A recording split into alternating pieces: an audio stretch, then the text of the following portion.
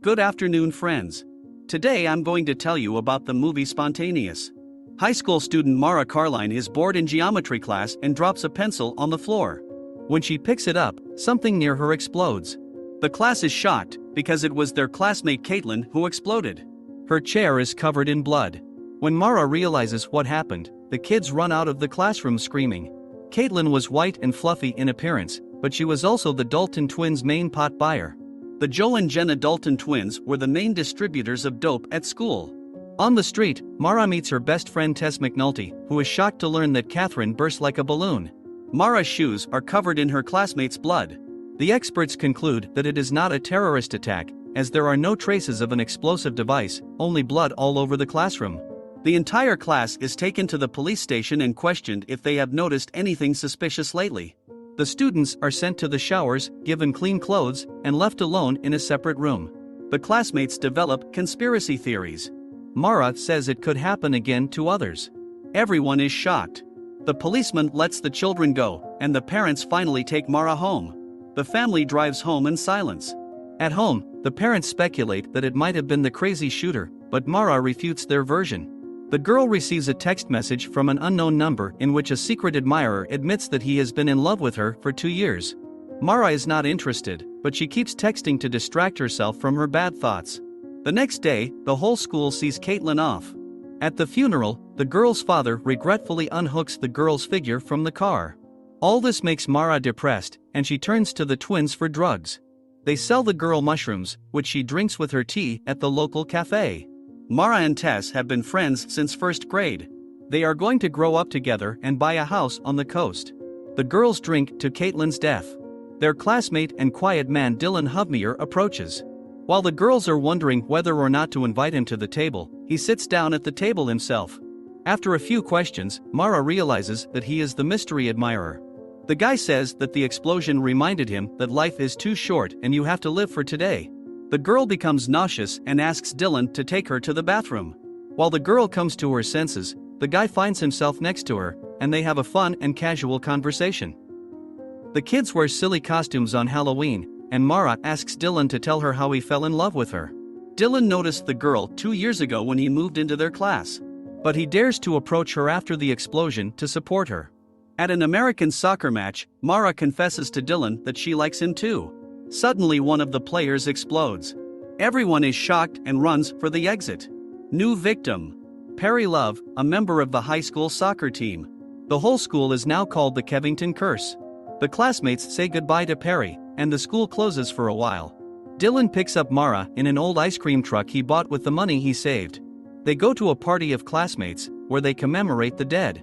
The guys talk warmly, have a great and fun time together, and a little later they kiss. Suddenly people start screaming, running out of the house.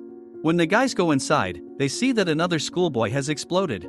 The next morning, Mara and Tess are questioned by Agent Carla Rossetti. She believes that the same person is behind the explosions.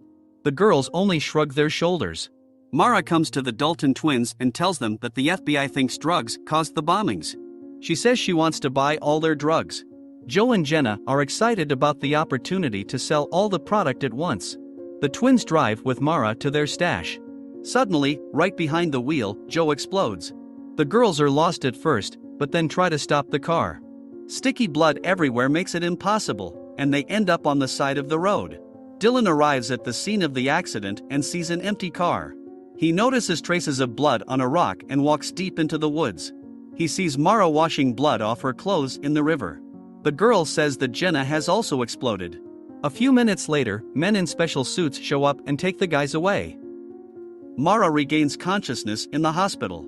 The doctor, Roland, examines the girl and promises to help her. On the next bed Dylan lies. They reach out to each other, but they are separated by a plastic curtain. It turns out that the whole class is here, too. At night, the boys move their beds together, and Dylan proposes to Marie to be his girlfriend. She agrees. The government is trying to create a drug that will keep the blood in the body. Dr. Roland interviews the children. They try to create a comfortable environment and give them a common room to play and be entertained. Most want to run away, but Harper likes it here. He feels safe. A government official tells schoolchildren that scientists are trying to create a cure. Mara says it's all useless, and Harper adds that politicians always lie, and explodes. The children are locked inside and their relatives are waiting outside. During the night, another classmate explodes, and the parents cannot hold back tears. Each new cure proves ineffective, and the schoolchildren continue to explode. One day it seems that a cure for the explosions has been found, and the children are released home to their families. On the way home, Mara asks where the Christmas decorations are. Her parents reply that because of the explosions in the city, they have decided not to decorate their homes. Dylan comes to Mara's house, and they make love. They are very good together.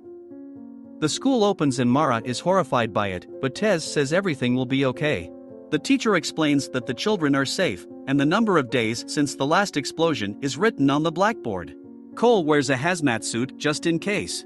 Agent Rossetti's motto is to hope for the best, prepare for the worst, and he's on school duty just in case. For Delana's birthday, Mara decorates the barn with garlands. They spend a romantic evening together and enjoy dancing. The next day, Dr. Orlando says that the sleep button pill is not a panacea for explosions, but it delays the moment of the explosion. Orlando looks for a volunteer. Steve comes out and starts jumping around like the doctor said. Suddenly he explodes, followed by several other students. Everyone runs out of the classroom. The explosions are repeated in the hallway. Cole tries to help Marie, but despite his protective suit, he too explodes. Mara goes outside and happily sees Dylan, but he too explodes. The stunned girl returns home and cannot utter a word. Mara locks herself in the house and cannot bring herself to go to Dylan's funeral. She longingly revisits old videos with her boyfriend.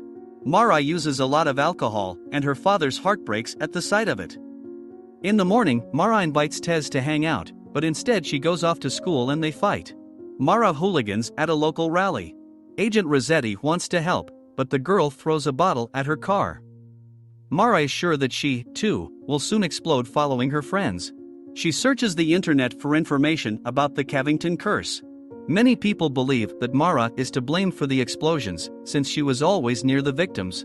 The girl comes to school in the evening, looks at the altars of the dead, and thinks about how to live her life. At the prom, Mara and Tez meet at the entrance to the hall, chatting and kissing.